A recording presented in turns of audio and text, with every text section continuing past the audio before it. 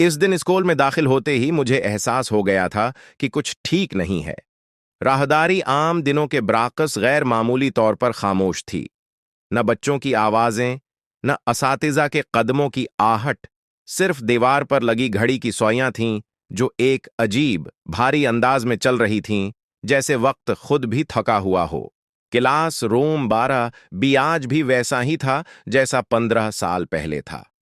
पुरानी मेजें, दीवारों पर धुंधले चार्ट और ब्लैक बोर्ड जिस पर अब भी किसी बच्चे का अधूरा जमला लिखा हुआ था। मैंने दरवाजे पर लगे तख्ती की तरफ देखा। आखिरी पीरियड। क्लास में दाखिल हुआ तो 8 तालिबे इल्म पहले से मौजूद थे। सब खामोश, सिर झुकाए, जैसे किसी फैसले का इंतजार कर रहे हूं। मैंने अपनी नशस्त संभाली ही थी कि स्कूल की घंटी बजी, एक लंबी भारी आवाज। मगर उसके बाद कोई कदमों की चाप न आई, न उस्ताद दाखिल हुआ। सिर देर से आएंगे क्या? एक लड़की ने हिम्मत करके पूछा। किसी ने जवाब न दिया। उसी लम्हे दरवाजा खुद ब खुद बंद हो गया। ताले की आवाज पूरे कमरे में गूंज उठी। मैंने चौंक कर दरवाजा खोला, मगर वो हल तक न सका। खिड़कियों की तरफ देखा तो वहां लोहे की सुलाखें नमोदार हो चुकी थीं। हालांकि चंद लम्हे पहले वो मौजूद नहीं थीं। ब्लैक बोर्ड पर चाक घसीटने की आवाज आई।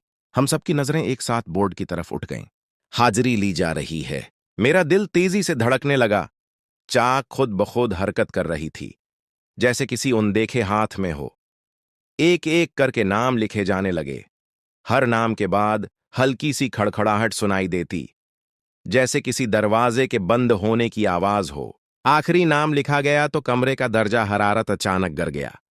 सांस से धुआं निकलने लगा। लाइट्स तड़तड़ाएं और बुझ गईं। चंद लम्हों बाद सरख इमरजेंसी लाइट जल उठी, जिसने पूरे कमरे को खून जैसे रंग में रंग दिया। पछली बेंच से किसी के हंसने की आवाज आई। क्लास शुरू हो चुकी है। वो आवाज भारी और जलती हुई थी। हम सब ने मड़कर देखा, मगर वहां कोई न था। सिर्फ एक पुरानी जली हुई डायरी रखी थी। मैंने आगे बढ़कर डायरी उठाई। इसके वरक राख से स्याह थे। सफ़ा 15 साल पहले उसी क्लास में 9 तालिबे इल्म जिंदा जल गए थे। मेरा खून जम गया। अचानक ब्लैक बोर्ड पर नया जमला लिखा गया। उसूल नंबर 1, आखिरी घंटी के बाद कोई बाहर नहीं जाता। तब मुझे एहसास हुआ, हम क्लास में बंद नहीं थे, हम मुंतखब किए जा चुके थे। और यह सिर्फ आगाज था। क्लास रूम में सरख रोशनी फैल चुकी थी, मगर उस रोशनी में भी चीजें साफ नजर नहीं आ रही थीं। दीवारें जैसे सांस ले रही हूं, और छत से टपकने वाली नमी फर्श पर अंधेरे धब्बे बना रही थी। हम 8 तालिबे इल्म अपनी नशस्तों पर साकित बैठे थे, जैसे जरा सी हरकत मौत को दावत दे देगी। ब्लैक बोर्ड पर लिखा हुआ जमला अब भी चमक रहा था। उसूल नंबर 1, आखिरी घंटी के बाद कोई बाहर नहीं जाता। खामोशी इतनी गहरी थी कि मुझे अपनी सांसों की आवाज भी बहुत तेज महसूस हो रही थी। इसी खामोशी को तोड़ते हुए एक लड़के ने आहिस्ता से कहा, "यह सब कोई मजाक होगा, है ना?" उसका नाम सहेल था। आवाज में खौफ छिपा नहीं सका। इसी लम्हे डायरी के वरक खुद ब खुद पलटने लगे। कमरे में एक सर्द झोंका फैला, जैसे किसी ने खिड़की खोल दी हो, हालांकि सब खिड़कियां बंद थीं। डायरी पर अल्फाज भरे, "मजाक 15 साल पहले भी किया गया था। नतीजा तुम जानते हो।" सहेल घबराकर खड़ा हो गया। "मैं यहां नहीं रह सकता," वो चीखा। "यह सब बकवास है।" वो दौड़कर दरवाजे की तरफ बढ़ा। एक लम्हे के लिए कुछ नहीं हुआ। फिर फर्श में बारीक दुराड़ें पड़ने लगें। लकड़ी की मेजें चरचराने लगें। सहेल के कदम जैसे किसी ने जकड़ लिए हों। वो चीखा, मगर आवाज उसके गले में ही अटक गई। जमीन ने उसके पांव पकड़ लिए। आहिस्ता आहिस्ता वो नीचे धंसने लगा। हम सब अपनी जगह जमे रहे, जैसे जिस्म ने साथ छोड़ दिया हो। सहील की अंगलियां फर्श को नोचती रहीं, आंखों में दहशत जमी रही। चंद लम्हों बाद वो मुकम्मल तौर पर गायब हो चुका था। खामोशी। ब्लैक बोर्ड पर नया जमला लिखा गया। उसूल टोटा, सजा मकमल, साथ बाकी। कमरे का दर्जा हरारत और कम हो गया। एक लड़की जोया ससुकने लगी, मगर फौरन ही उसने मुन्ह पर हाथ रख लिया, जैसे डर हो कि आवाज भी कोई उसूल तोड़ देगी। मैंने कांपते हाथों से डायरी उठाई। अगला सफ़ा राख से भरा हुआ था, मगर इस पर भी तहरीर अभर रही थी। ये क्लास आम नहीं है, ये अदालत है। अचानक ब्लैक बोर्ड के सामने धमासा जमा होने लगा। इस धुएं में एक इंसानी शक्ल अभरने लगी। जलती हुई आंखें, जला हुआ चेहरा और इस्ताद जैसा वजूद। मेरा दिल बैठने लगा। आप मिस्टर खां? किसी ने लरजती आवाज में पूछा। साये ने सर हिलाया। तुम सब यहां इसलिए हो, वो बोला, क्योंकि सच अब तक अधूरा है। वो ब्लैक बोर्ड की तरफ मड़ा। चाक खुद ब खुद उसके हाथ में आ गई। उसूल नंबर 2, जब नाम पुकारा जाए खामोश हो रहना। इसी लम्हे कमरे में हल्की सी खड़खड़ाहट हुई। राहदारी से जैसे किसी के चलने की आवाज आ रही हो, हालांकि दरवाजा बंद था। मिस्टर खान की आवाज गूंजी, क्लास शुरू हो चुकी है। और मुझे एहसास हुआ, यहां सिर्फ हमारा इम्तिहान नहीं हो रहा था, यह शिकार था, और अगला नाम किसी का भी हो सकता था। क्लास रूम में अब हुआ भी साकिन हो चुकी थी। सांस लेना मुश्किल लग रहा था, जैसे ऑक्सीजन आहिस्ता आहिस्ता खींची जा रही हो।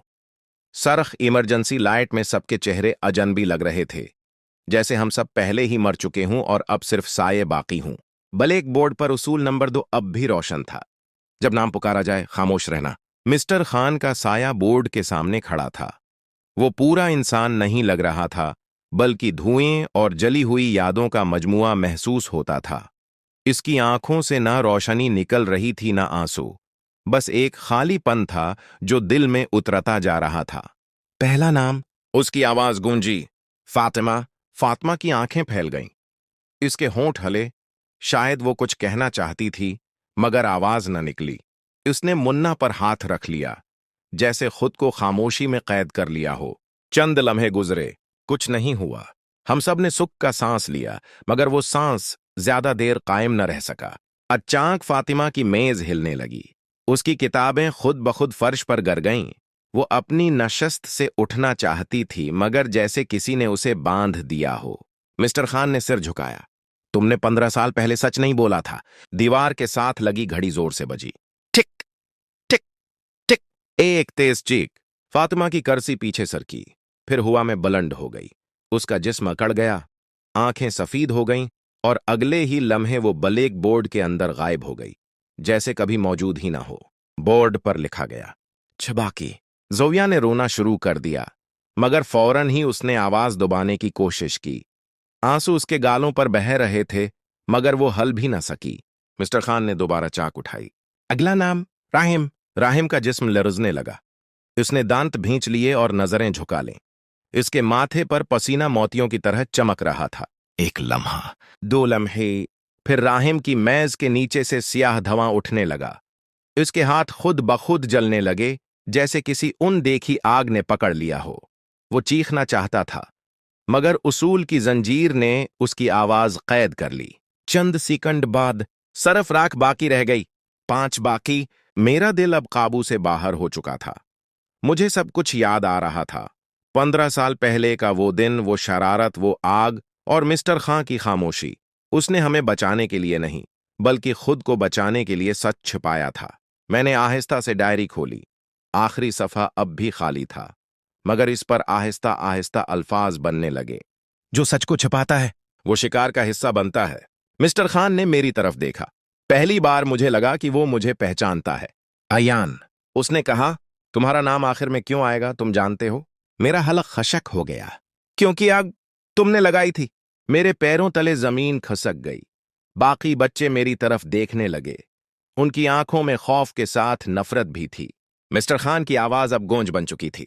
आखिरी उसूल, वो बोला, इकरार के बगैर नजात नहीं। ब्लैक बोर्ड पर आखिरी जुमला भरा। एसूल नंबर 3, सिर्फ सच बोलने वाला बच्चेगा।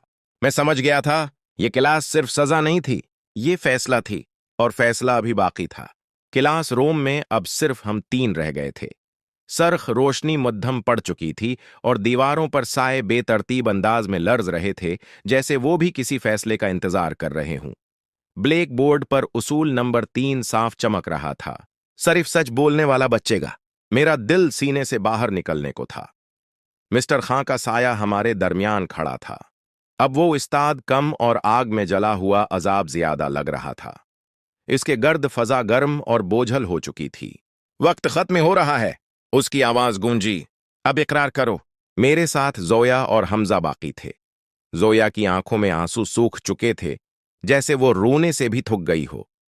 हमजा मुसलसल सर हिला रहा था, जैसे खुद को किसी डरावने ख्वाब से जगाना चाहता हो। हमजा अचानक बोल पड़ा, मैंने भी सब देखा था। मुझे पता था आग किसने लगाई, मगर मैं खामोश रहा। मिस्टर खान ने उसकी तरफ देखा। खामोशी भी जुर्म होती है, वो बोला। हमजा की कर्सी आहस्ता आहस्ता पीछे सरकने लगी। इसके चेहरे पर हैरत नहीं थी, बस थकन थी। वो एक लंबी सांस लेकर बोला, मैं डर गया था। अगले ही लम्हे फर्श ने उसे निगल लिया। दो बाकी। ज़ोया ने मेरी तरफ देखा। अयान, वो कांपती आवाज में बोली, अगर हम बाहर निकल भी गए तो क्या हम वाकई बच जाएंगे? मैंने कोई जवाब ना दिया। मेरे जहन में सिर्फ वो लम्हा घूम रहा था जब मैंने केमिस्ट्री लैब में केमिकल मिलाए थे। मैंने सिर्फ शौर और धुआं देखना चाहा था, मौत नहीं। मिस्टर खान मेरे करीब आया। इसकी आंखों में अब गुस्से के बजाय उदासी थी। मैं इस्ताद था।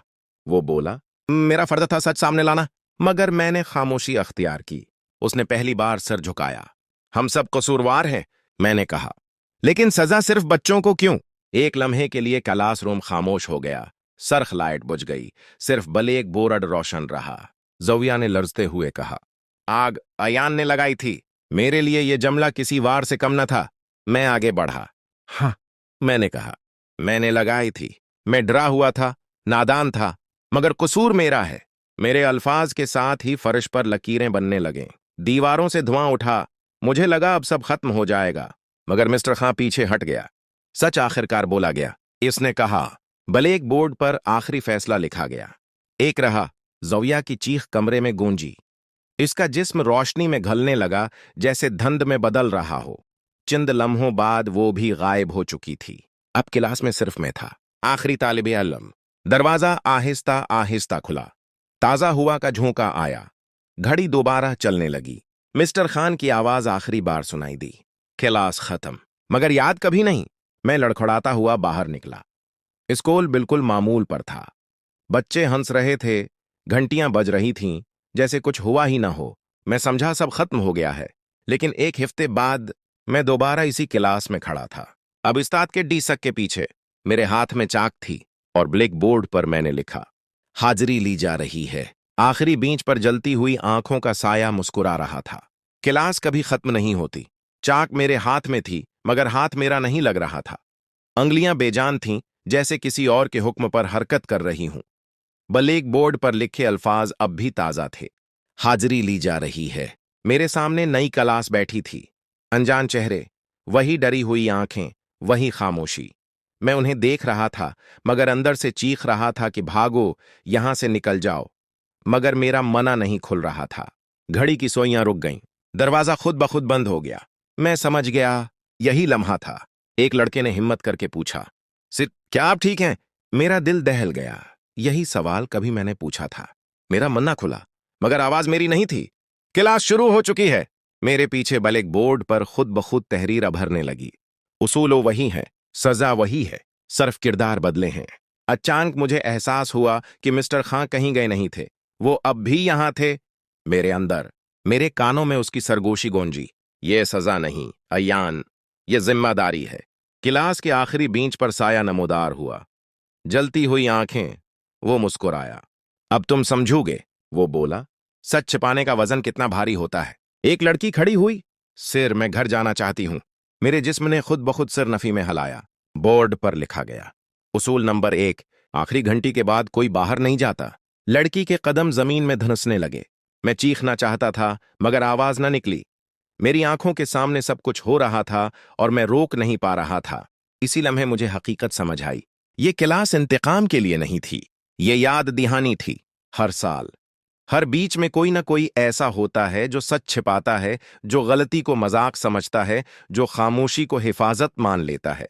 और जब तादाद पूरी हो जाती है, क्लास दोबारा शुरू हो जाती है। मेरे हाथ से चाक गिर गई। मैंने पूरी कुव्वत जमा करके बोला, रुको। क्लास लर्ज गई। दीवारों में दुराड़ें पड़ गईं। मिस्टर खान की आवाज चीखी, ये तुम्हारा अख्तियार नहीं है, मैंने कहा, क्योंकि मैं कसूरवार हूं। मैं ब्लैक बोर्ड की तरफ मुड़ा और लिखा, हाजिरी नामुकम्मिल है। एक लम्हे के लिए सब कुछ रुक गया। घड़ी चलने लगी। दरवाजा कांपने लगा। साया चीखा, तुम ये नहीं कर सकते। मैं कर चुका हूं, मैंने कहा। बोर्ड जलकर राख हो गया। सरख रोशनी बुझ गई। अगले ही लम्हे में क्लास में अकेला खड़ा था। कोई तालिबे इल्म नहीं, कोई साया नहीं, सिर्फ खामोशी। मैं समझा सब खत्म हो गया है, मगर जब मैंने मड़कर देखा, एक नई डायरी मेज पर रखी थी। पहला सफ़ा खाली था और नीचे एक जमला लिखा था। क्लास कभी खत्म नहीं होती, बस उस्ताद बदलता है।